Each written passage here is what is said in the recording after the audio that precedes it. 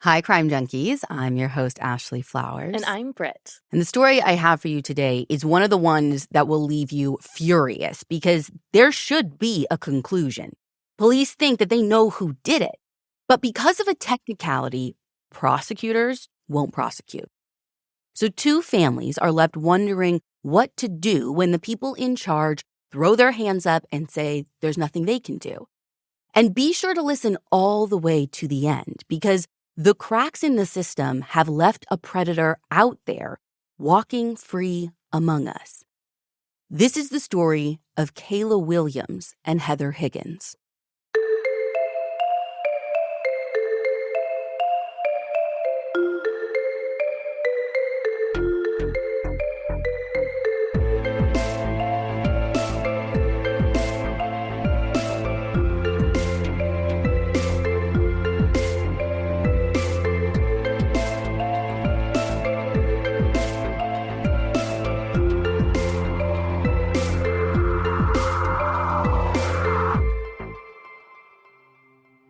There are plenty of things that parenting books just can't prepare you for. I had literal classes as an adult, to be a foster parent.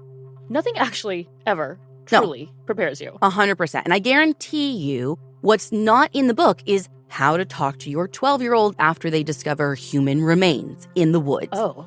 That is exactly the scenario one father found himself in on Mother's Day 2012 after his son came running home telling him that he and his two friends found something in the woods by their house in Spokane, Washington. Now, what Dad, and later the police that he calls in, find in that wooded area, just off of a narrow walking path in a small ditch, is the upper part of a body peeking out from between torn black trash bags. Soon, the area is swarming with officers. Investigators are there, crime scene technicians, you name it. And one officer, as he is standing over the remains, spots another bundle of trash bags haphazardly hidden underneath a pile of sticks and branches about 4 to 5 feet away. And although he can't see what's inside, it's the right size to be the other half of their victim. Now, there isn't any blood anywhere around, which tells them that whatever happened to this poor person, it probably didn't happen here. This is just a dump site. Mm-hmm. But there's more to collect than just the bags that the victim was found in. Investigators also find a bloody hand towel, a blanket, a black camera strap with teeth marks on it. But according to police documents, those teeth marks look to just be from animals. But the whole thing is that it smells heavily of decomposition. So while they meticulously collect evidence from the forest floor, their victim is sent off, piece by piece, for an autopsy. And at the examiner's office, the remains are carefully unwrapped, layer by layer. They realize that the victim is young. It's a female in her, early adulthood. She's white with long blonde hair, and her body has been cut in half at the waist. Now, starting with her upper body, they find a towel knotted around her neck, covering her lower face with strands of black electrical tape, entangled in it. And her clothing, a sweater, t-shirt, and camisole, have been cut vertically from the bottom up and shoved around her shoulders beneath her body. Her bra, which was also cut in between the cups, is beneath her. Then found in the layers of plastic is her underwear, also cut. And her clothing is discolored. Not from the blood, though. It looks like her clothing is discolored from bleach. That's what the stains look like. Oh, that's not good news. They're going to be screwed getting any sort of evidence or samples off of her body then. I know. And it's not much better for her lower body. So her lower body, which was in that second bundle, is wrapped not just in plastic bags and the tape, but also an orange sleeping bag with a plaid interior. Now, it is zipped closed with more of that black electrical tape wrapped around it. And in between all of the bag's layers are more towels, a pair of boxer shorts, and some sort of black strap material. And then they find a pair of men's size 36 jeans with a black synthetic belt. Now, whereas her top half was still clothed, even though it was cut, her lower half is completely nude, save for the socks still on her feet. It's not immediately apparent how long she's been out in the woods or even when she died. I mean, it's been pretty cool in Spokane as winter turns to spring, so despite some decomp and some animal activity, she is relatively well preserved. And it's because of that preservation that they're able to quickly identify her via fingerprints as 20-year-old Kayla Williams. Kayla's not completely unknown to police in Spokane. She'd been arrested before, although I can't really find out exactly what for. And I know at one time she had been reported missing by her brother, which is like a little over a month ago. He reported her missing on April 2nd. But they think that she might have actually been missing for a little while by that point. You see, her family had gotten worried when she didn't meet her mom, Martine, for church a few weeks in a row. Like, the two of them had this routine. Kayla didn't live at home, but she and her mom always made sure to attend church twice a week with one another. Like, this was the thing that provided stability in what was otherwise a pretty turbulent time for Kayla because she'd been struggling with substance use disorder. So, when they finally realized she's gone or report her missing, there had been a little bit of a police search for her, which didn't result in much of anything. And the TLDR of all of it is basically that she had been living with a few people in an apartment. One of those people was including her, maybe current, maybe ex-boyfriend, this guy named Matt. And he was obviously one of the first people that they wanted to talk to. But one of the guys that they were living with said that Matt had moved out of state right around the same time that Kayla went missing. Now, you'll see that if you go out and read about this, but that turned out actually not to be true. They ended up tracking Matt down at the apartment that they all shared just a few days later. So Matt said that he hadn't seen Kayla since around the end of March, but he made it clear that he wasn't interested in having her in his life anymore. He allegedly also struggled with substance use disorder, and the last time that he'd seen her, he had been trying to avoid anything or anyone triggering. And Kayla was still using at the time, so I guess he told her to leave the apartment. And that, he says, is the last time he saw her. So because they didn't really get anywhere, the search for Kayla ultimately stalled. But her family never stopped looking for her. So on May 13th, that same family is watching the news. Kayla's mom has it on as her husband is getting ready for work, and when she sees a news segment about the body of a young woman being found, she says she, knows instinctively that it's her daughter. And later that day, in another moment that no parenting book can ever prepare you for, she opens the door to investigators there to give her the worst news of her life. And they have so many questions, like when, why, who?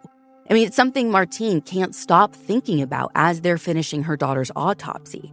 She and investigators are hoping that the results will answer at least some of the questions, but ultimately it doesn't. In fact, it only results in more questions because despite police telling the public that Kayla had signs of significant trauma, despite the fact that she was dismembered, despite noting cut-like defects on her hands and a stab wound on her thigh, despite looking as though she had what looks like bleach poured on her, Dr. John Howard can't determine exactly how she died, so he rules her cause and her manner of death as undetermined. What? I get cause if you can't determine the cause of death. But manner? I know.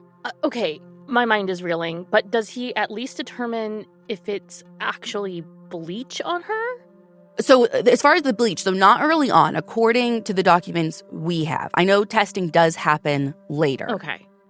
But in that moment, I don't know how much they're even taking the bleach into account, which is like a bananas thing to say. Yeah.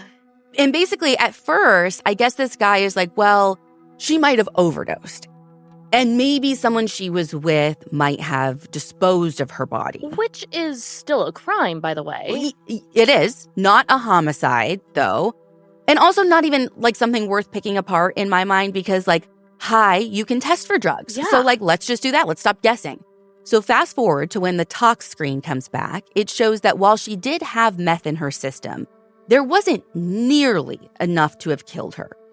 Yet, for some reason, this isn't enough to change anything for the ME.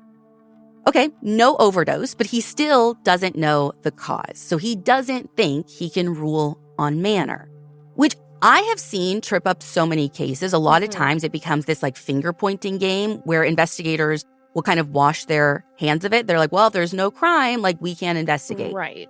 But at least this time around, no one in charge of the investigation, or at least on that side of things, has any doubt about what this is.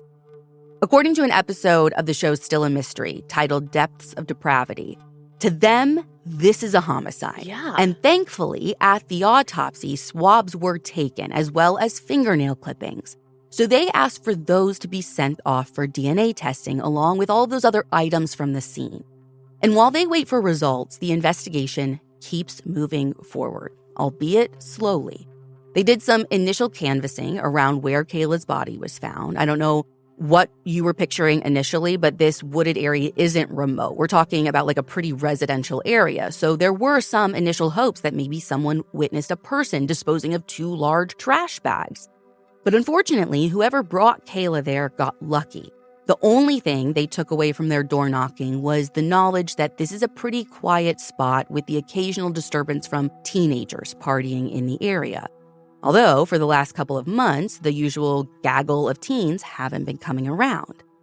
Some neighbors also mention this older man who they say they've seen before, and he makes some people in the area uncomfortable. But spoiler alert, they end up finding the guy and end up ruling him out. So they decide to focus on the people they know who were connected to Kayla, starting with Matt. Matt mostly repeats what he said when Kayla first came up missing, that he hadn't seen her since late March. But he clarifies that it wasn't that uncommon for her to leave for days at a time, so not seeing her for a few weeks didn't raise too many red flags for him at first. Even though, by the way, it might be worth mentioning, I have her cell phone. That's what he tells police. According to an article in the Spokesman Review, he tells the police that she had left it at the apartment, likely because she had run out of minutes and then just didn't take it with her. A search warrant allows investigators to take a look at her calls and text messages, and they read that one of the last messages she sent was on March 18th to a friend and mentor. This friend says that she last saw Kayla on March 18th as well, and she had been living on the streets after a fight with Matt.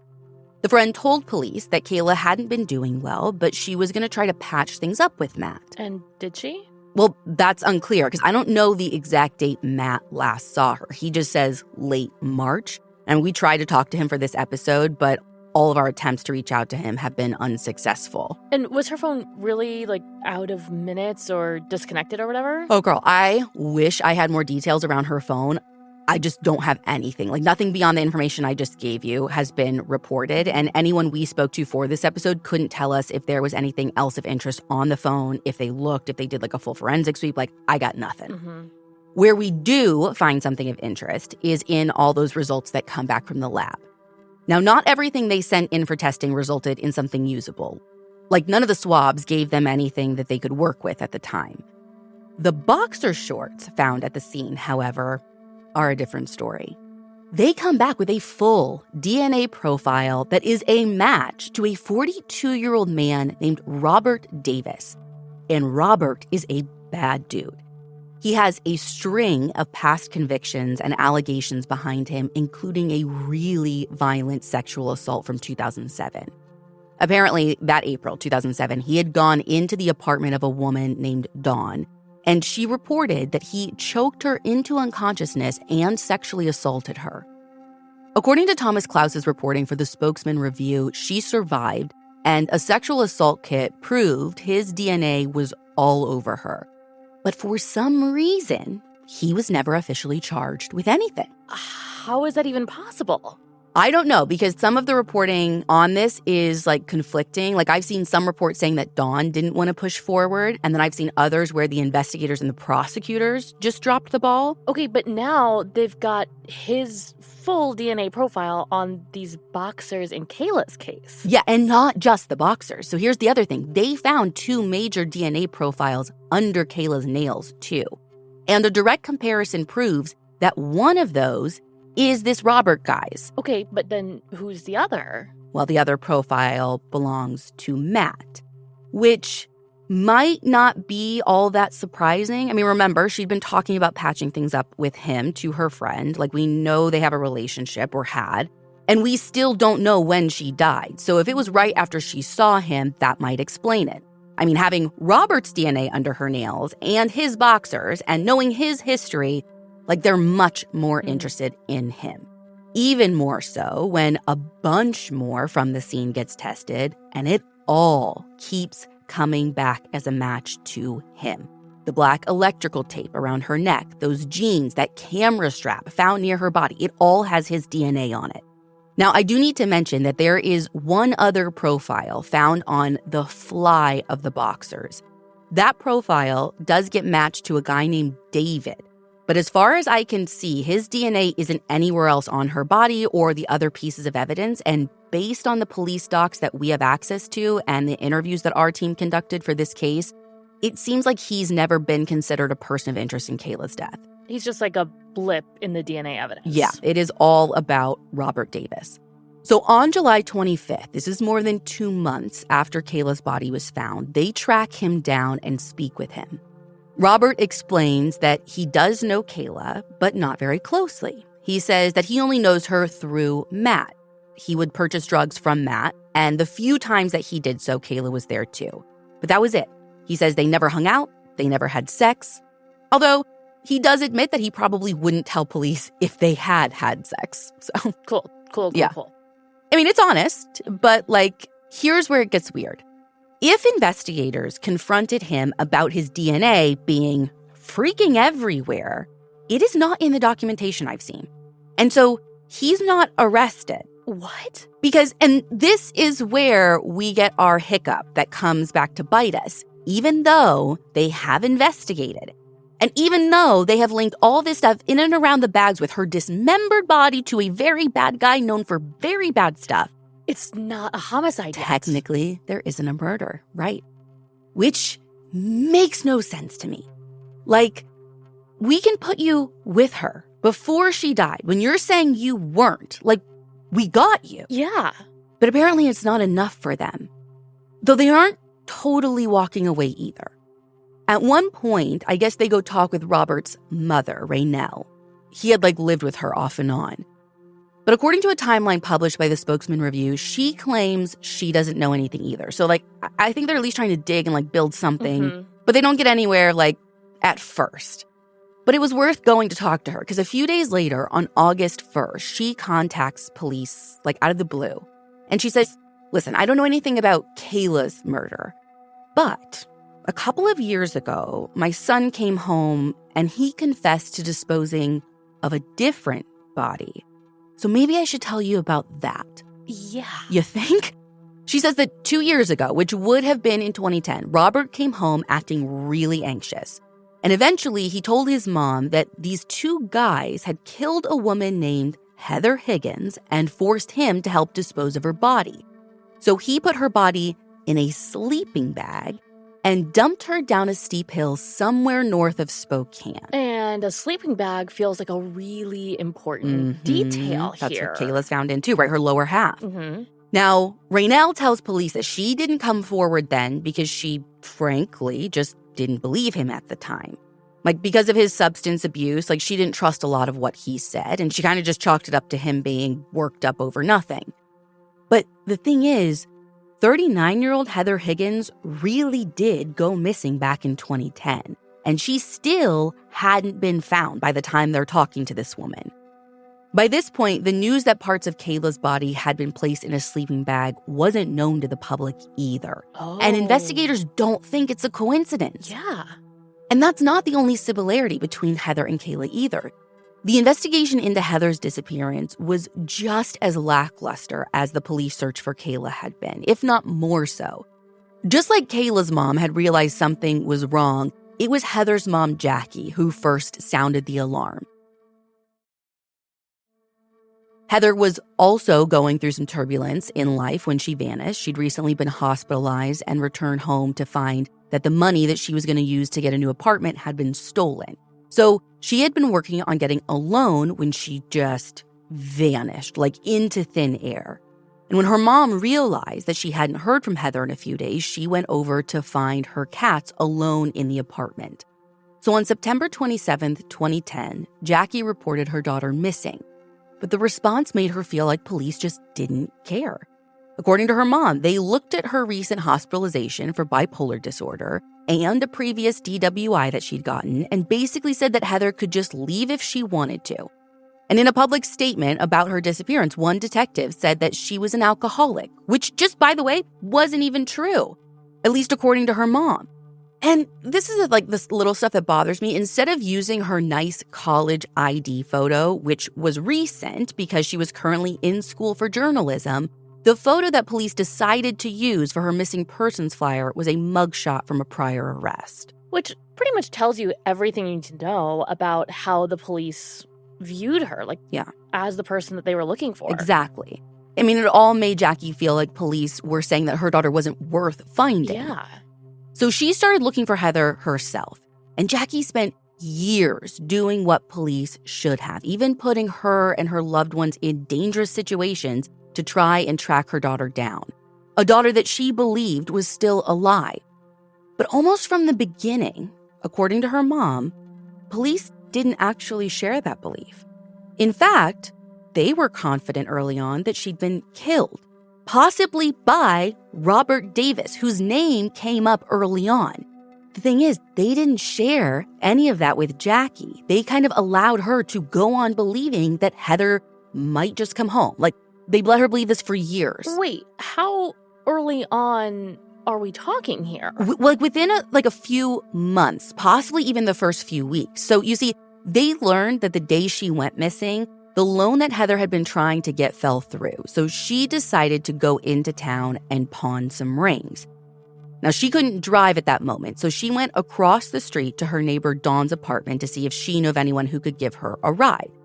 Now, if the name Dawn feels familiar, that's because the Dawn that lived across from Heather was the same Dawn that said she had been assaulted by Robert Davis back in 2007. Oh, my God. I know. And I don't know why, but Dawn gave Heather Robert Davis's phone number. And the last anybody saw of Heather, she was getting into Robert's minivan.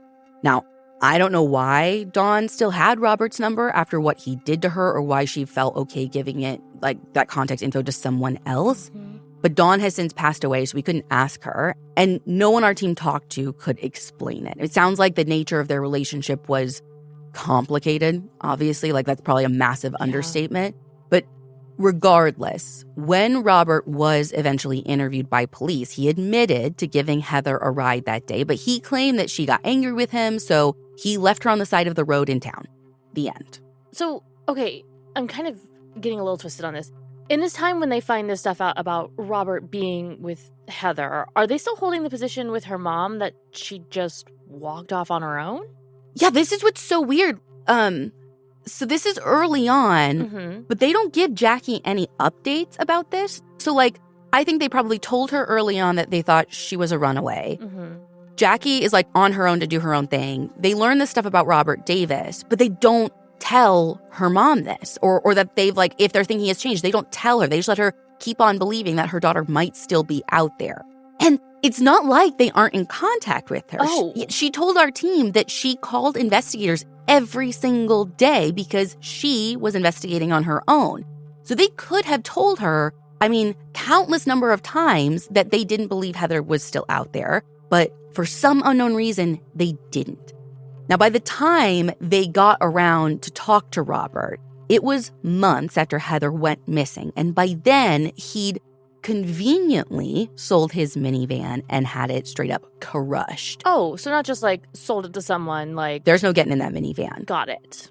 But the thing is, if they had done just a little more digging, they would have found that the rings that she was going to sell that day, those had in fact been pawned, except they weren't pawned by Heather. They were pawned by Robert. But that link wouldn't be connected for years. At the time, police didn't even check the pawn shops. They just let Heather fade. Even when her student ID and a butcher knife were found submerged in a river 3.5 blocks from where Robert was living at the time, they still did nothing. And they still, even then, didn't tell Jackie anything. And now there are 2 women, one still missing, one murdered, directly tied to Robert Davis. But there is no arrest. And both Kayla and Heather's families are left to try and fit together the pieces. By now, according to Kayla's mom, Martine, they're at least aware of each other, but they never really connect. They're trying to navigate their grief and a system that feels like it's not on their side. That is until early 2013, when a new detective is assigned to Kayla's case. His name is Mark Burbridge, and as he's reviewing her autopsy, he can't believe what he sees. The autopsy report is sparse, and as Detective Burbridge is comparing the report to the photos that he is seeing of Kayla's body, he can't make sense of it because the original report doesn't contain any mention of the dozens of sharp force wounds that he is seeing. Or, by the way, the shoe prints on her chest and leg, or the defensive wounds, or the bruising around her wrist like she had been restrained. So he's confused, to say the least, and frustrated. So according to police docs, he tries to go to Dr. Howard, like wanting clarification. I mean, probably really an explanation. But it takes months before Dr. Howard will even speak with him. And when they're finally face-to-face, Dr. Howard is super defensive. He even says that Detective Burbridge is being rude and goes so far as to ban him from the medical examiner's office. What? Yeah, which is not the reaction Burbridge was expecting. But he's not going to give up. Something isn't right here. So he meets with the Spokane County prosecutor, this guy named Jack Driscoll. But Jack isn't much help either. He basically says that he's not going to go against what Dr. Howard ruled because if he goes on to say that Dr. Howard's ruling on Kayla's case was wrong, like that's going to call into question all of his other rulings and like open up this can of worms. Am I the only one who thinks that's maybe like a good thing? Yeah. I mean, if only if it were that straightforward, right? Like, so to me and you, yes, this is a good thing because if he's making mistakes or doing things in error, like we should correct those things. Yeah. I mean, if you're missing stab wounds, like you would think Spokane County would want to, I don't know, take care of that. Yeah. But doing that unravels God knows how many convictions, which, again, they might be convictions that are actually, like, needed. No one's like, and it's going to take a lot of work. I mean, no one's saying this is going to be easy to do. But to Detective Burbridge, like, it needs to be done. Yeah. And he thinks that all of this, like, they're just more interested in protecting their people, securing their convictions, their image, whatever, than actually protecting the general public. Doing their job. So he decides to pay a doctor from Seattle to review the autopsy results. And in the meantime, on July 8th of 2013, he conducts a follow-up interview with Robert Davis. At this point, Robert has moved to Coeur d'Alene, Idaho. And he says pretty much the exact same thing. He never had sex with Kayla, he didn't kill her, and he did not dispose of her body. He's still saying this even when he's finally confronted with all of the DNA. Still denies killing her, still denies disposing of her body. Even denies being at the crime scene. Like, this dude doesn't give an inch. So they let him go. Now, on December 31st, 2013, the autopsy results from Seattle come back, and this one could not be more different. We actually got our hands on both Dr. Howard's original autopsy and the new report, which was done by a guy named Dr. Carl Wigren. And Britt, comparing these two reports, it's like they're not even talking about the same body. On her upper body alone, Dr. Wigren notes 4 abrasions, including what looks like a shoe print on her chest and parallel marks consistent with bindings. There are 18 sharp force wounds, 16 of which are concentrated on her hands and lower arms, as if she was trying to, defend herself. And there are 50 contusions, also consistent with defensive wounds, including a black eye. And on her lower half, he notes 6 abrasions, including a shoe print on her left thigh, 9 sharp force wounds, and 48 contusions consistent with defensive wounds, which is, wild to me that we're still saying undetermined. Undetermined manner of death. It, defies logic to I know. me. And, listen, Dr. Howard's report talked about, some defects, on her hands and fingers. He points out some, cut, defects on her left hand and thumb, 4 of those. And then, obviously, he, notes the wound where she's cut in half. And he makes a note of a stab wound on her thigh, which appears in both reports. But there's, shoe prints on her thigh, shoe prints on her chest. Dude, he had nothing about her having a black eye. He had nothing about her, the injuries on her lower arms or her legs. And what sticks out to me is, the sheer enormity of the wounds in this second autopsy compared to the first. Again, it feels like you're looking at reports for two different victims. Yeah. And this second doctor, he also notes that he sees no documentation showing internal exams to fully rule out sexual assault. Oh, and by the way, they did eventually do some testing to see if the stuff that the staining was actually bleach, but ultimately that came back inconclusive. It doesn't really fall into these reports, but it's worth noting. And this second doctor, he like the first, he couldn't determine a specific cause of death. But based on everything he's seeing, this second doctor, this Dr. Wigren, says there's no way this isn't a murder. Right. So armed with this new report, Detective Burbridge goes to the deputy prosecutor, who in turn brings the findings to Dr. Howard, the first ME. But Dr. Howard refuses to change the ruling. And his reasoning is that he can't rule out an overdose as her cause of death. Hold up. He's legit still holding on to that? Yes. He did the tox screen. There wasn't a lethal amount of drugs in her system. Yes. It actually can't be an overdose? I know. And literally this makes no sense to anyone in the police department. For Detective Burbridge, this should be an open and shut case. Yeah. And in 2014, his supervisor agrees, and he gives him permission to write up charging documents for Robert Davis for murder. Which, quick question, did they ever go looking for Heather's body after Robert's mom talked to them? So there were a few searches done by her family, and the area that Robert alluded to, I guess, is super difficult to search. It's all these really steep cliffs. So there were some searches done, again, most by her family. Nothing was ever found. So even now. But still, even without Heather's body or a confession, the escalation of Robert's alleged crimes feels super clear to Detective Burbridge. So, even if they can't get Heather, they know what they're dealing with in Kayla's case. Let's at least get him for that. But here's what's wild.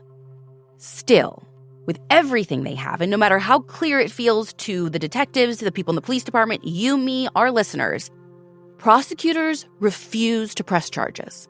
What else do they want? What else could they possibly need, Ashley? The word frustrating, it doesn't even cover it. It doesn't cover it for how I feel, certainly not for how Detective Burbridge is left feeling. He is straight up angry. Kayla's family is angry. And that anger only intensifies when on June 21st, 2014, another woman comes forward saying that she has been attacked by Robert. On the evening of the 21st, a woman we'll be calling Sasha was alone in her trailer in Coeur d'Alene, Idaho, when Robert entered unexpectedly.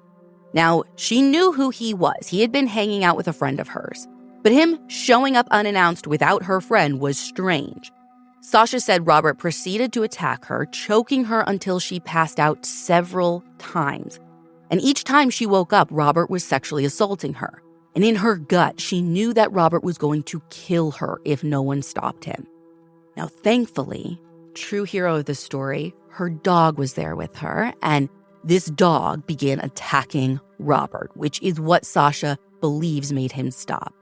And when she woke up again, according to the court docs, he was running out the door. Now, thankfully, she didn't suffer any serious physical injuries, and she was easily able to identify Robert as her attacker. So he gets arrested and originally charged with first-degree attempted murder and burglary, though he pled down to burglary and battery with intent to commit rape, and he ended up getting a sentence of 15 years with the option of parole much sooner. Now, it's not much time, but while he's in prison, Detective Burbridge has a little more breathing room to, get this right. And he gets an early win when the deputy prosecutor tells Detective Burbridge that they're finally going to consider getting another opinion about Kayla's autopsy. Wait, why can't they use Dr. Wigren's? Because they say because Dr. Wigren wasn't an official ME, like he runs a private practice called Wigren Forensic. So he can do autopsies. And he served as the associate medical examiner for Snohomish County for a couple of years. It's not like he's just making up his certification. But they want someone with the actual legit title, yes, medical examiner to give their official stamped opinion. Yeah, bingo. Which sounds fine, great, whatever. Mm-hmm. Until 3 days later. That's when the deputy prosecutor says, you know what? Actually, never mind. That's not happening. Oh, and don't even bother asking why, because the deputy prosecutor doesn't give a reason. Cool. Yeah. So in a last-ditch effort to try and get something, investigators try to interview Robert Davis again. However, he asks for a lawyer and refuses to talk. And that ends up being Detective Burbridge's last attempt to get answers. Because in 2015, he's taken off the case and moved from major crimes to the Special Investigations Unit, which primarily manages drug investigations. Why he's removed? Unclear. There's speculation and rumor, mostly stemming from his unyielding pressure on the prosecutor's office. But as with any change of leadership in a case, momentum gets lost when he gets moved. Knowledge gets lost. Mm-hmm. Kayla and Heather's cases have both had numerous lead investigators assigned to them over the years, each having varying levels of success getting new information. And by this point, Jackie, who's Heather's mom, does know that police believe her daughter was killed. Again, I don't know when it happens or how it happens, but by this point she knows. And even though charging documents are again brought to the prosecutor's office for Kayla's homicide on February 9th, 2017, those charges, again, do not get approved. And the reason is that the prosecutor's office cites is a need for more evidence. But all the shadiness, all the dodging of charges, all the protection of the ME's office, that gets challenged in April of 2017, because that's when the Washington Department of Health launches an investigation into the medical examiner's office. You see, they'd received complaints from numerous families who claimed that Dr. Howard and his co-ME, Dr. Sally Aiken, have a history of incorrect rulings when it comes to cause and manner of death. You see, according to more of Thomas Klaus's reporting, Kayla's case is one of several that are brought up in the complaint. Others include Brenda Thurman, who was shot by her husband in what was initially ruled an accident. And then there's Dr. John Marshall, who was found in the Spokane River with what looks like bruising from being beaten. His death, originally ruled an accident too. Sarah Schmidt was also found in the Spokane River with bruising on her ankles that looked a lot like ligature marks. Her death is ruled a suicide. And then there's Cindy Lou Zeppenfeld-Bergen, whose body was found wrapped in plastic on the side of the road in Idaho after she filed for a protection order to escape domestic violence. Spokane ME did the autopsy and ruled her cause of death as a heart attack and therefore ruled her manner of death as natural. Just to be clear, she was found wrapped in plastic. You got it. Now, of course, the county commissioner makes a statement saying that the county stands behind its MEs, even before the investigation gets underway, which is a little wild to me. Let's let the process do its thing. But the thing about this investigation is that even if it reveals that there was something wrong with the rulings, apparently there's no way to get them changed because it's up to the medical examiners to change the rulings, which at least for Kayla's case, we know they've refused to do. Wait, how does that make any sense? It doesn't. The power is still sitting with the ME's office to make the change. And even if somehow they could have changed the rulings, we know they wouldn't have.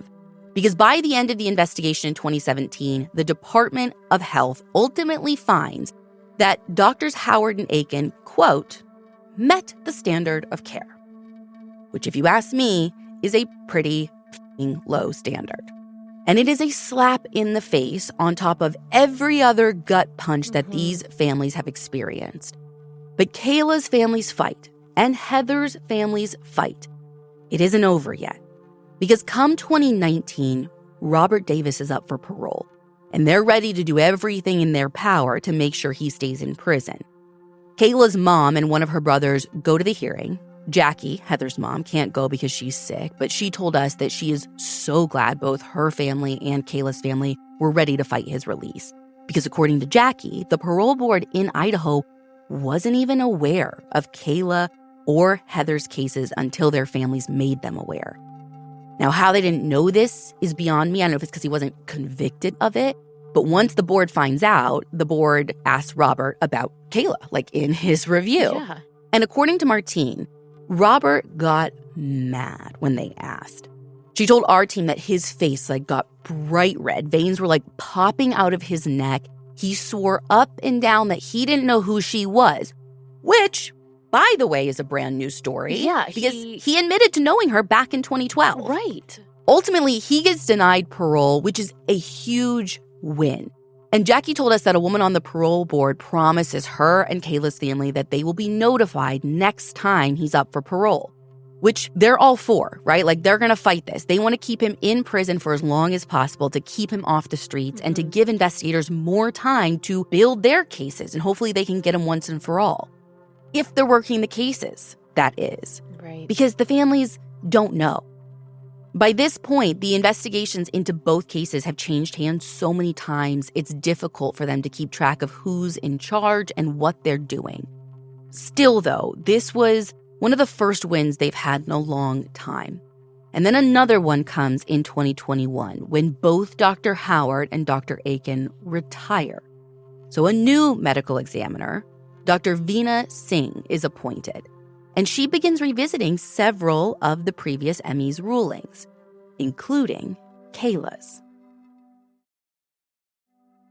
In possibly the biggest victory her family has gotten, Dr. Singh changes Kayla's manner of death from undetermined to homicide. Finally. And Kayla's isn't the only case that's amended either. According to Haley Gunther's reporting for KQH, Dr. Singh has changed the ruling on 4 of Dr. Howard's cases. Which, by the way, huge shout out to Haley. She was a huge help in setting us up for success on this story. She made a lot of connections for us. Anyway, it's difficult to describe the feeling of relief that washes over the family when they hear this news. It is the first step in a long journey ahead of them, but it is the step that they've been fighting for years. And maybe now, finally, things will start falling into place. Except it's never that easy, is it? Because when charging documents are again brought forward to the prosecutor's office in 2022, they get denied. And in mid-2024, the family's worst fears come true. Robert Davis is let out on parole.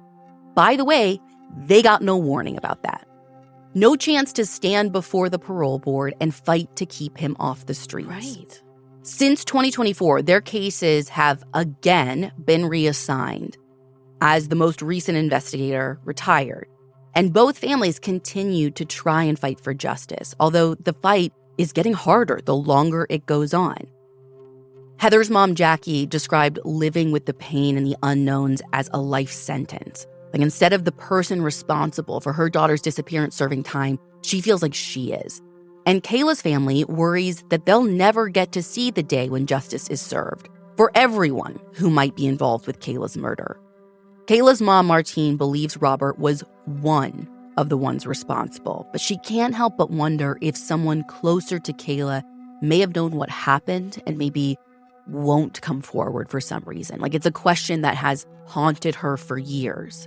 Well, and Robert's mom's story mentions 2 other guys. Is it possible that he's working with other people, or other people know more about this? I don't know if there are other people involved. Again, Kayla's mom seems to think so.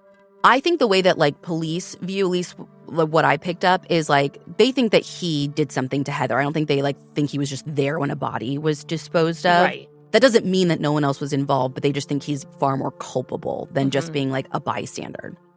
Now, there have been no more official searches to find Heather's body. Like I said, it's difficult terrain where he said she was, so it's going to be difficult to search. And that's part of the reason Jackie and her family would be out there doing more, but they literally can't. And without concrete answers, she's left in limbo, or that prison, as she says. Both moms are. Answers and justice feel so close, but still out of reach. And they have to live with the knowledge that their daughters were killed, but the system that is supposed to get them justice has just refused to do so. But that grief and frustration is not how either mom wants to remember their girls. Jackie called Heather the defender of the defenseless. She had a heart of pure gold, going out of her way to help those experiencing homelessness. Like I said earlier, she was in school for journalism. She wanted to tell people's stories. And I can't help but wonder where that career would have taken her. And Martine wants Kayla to be remembered as the vivacious, strong-willed young woman with an infectious laugh who dreamed of a career where she could just help people. When she went missing, Kayla was working on getting her GED with dreams of going to nursing school. And there was so much she wanted to give of herself, but she never got the chance to. One thing is clear. Something needs to change. In the family's opinion, it's the prosecutor. Today, that prosecutor is a man named Larry Haskell. Now, we tried to get in touch with his office, but since it's an open case, they said they wouldn't comment. Just about everyone we spoke to for this episode feels that the prosecutor's office won't take this case because it would mean admitting that the original autopsy report from Dr. Howard was incorrect, which would call into question hundreds of other rulings. It would likely cost the city millions, but in my opinion, that's a small price to pay. How many more cases are there like Kayla's where the ruling was wrong? How many dangerous people are still out causing harm? And on the flip side, there could be innocent people sitting in prison. Like, the problem goes both ways. Totally. This case is solvable. I said it at the beginning.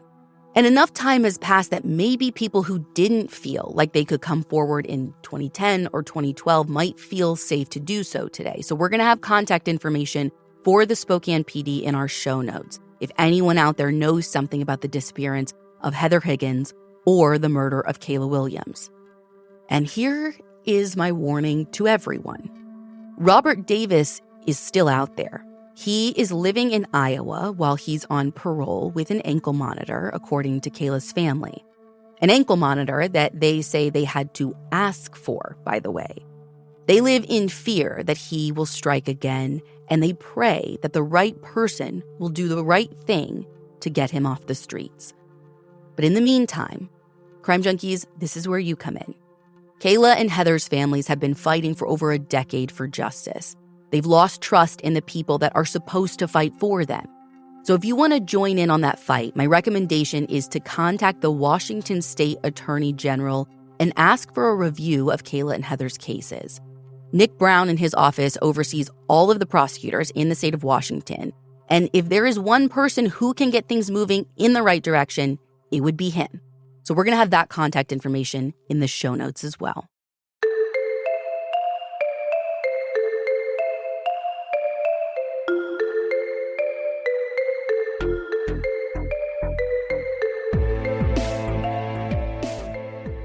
You can find all the source material for this episode on our website, crimejunkiepodcast.com. And you can follow us on Instagram at Crime Junkie Podcast. We'll be back next week with a brand new episode.